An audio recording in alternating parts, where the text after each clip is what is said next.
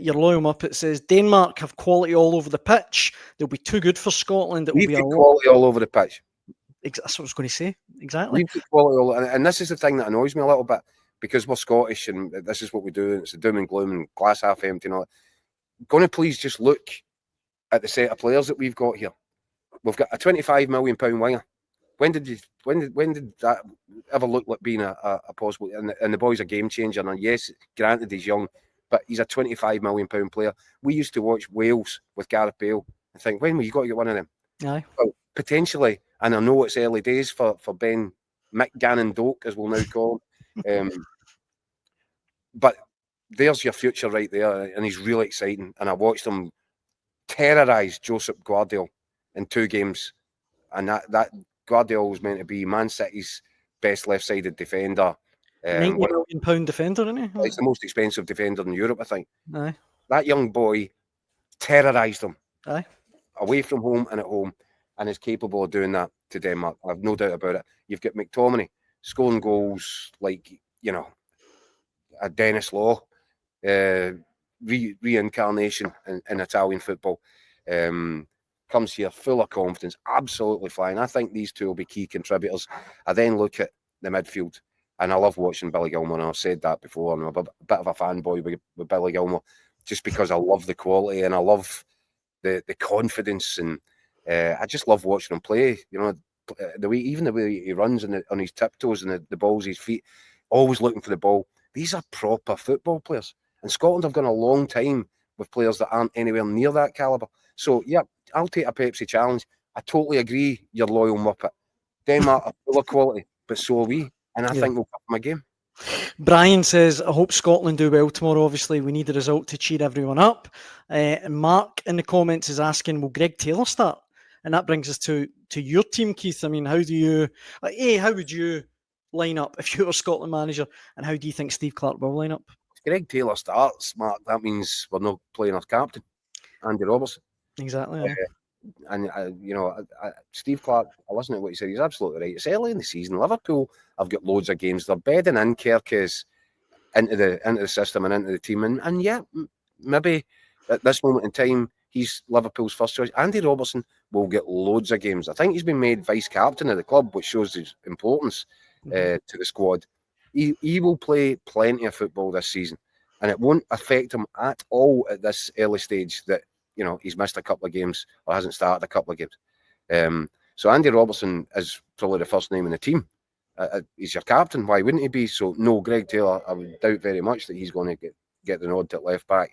I think I'm going flat 4. I'm going Aaron Hickey. I'm probably going to go Hanley and Suter at centre half, and I do want them to just stick their heads on everything that comes their way. I think we're going to have to go with Angus Gunn in goal. And when I say have to, I feel that his confidence has been better. And obviously he's had a difficult summer trying to get a new club.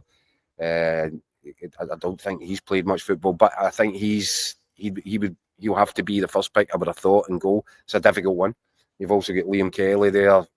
So difficult choices to be made, but I think Angus Gunn will probably get the nod from Steve Clarke.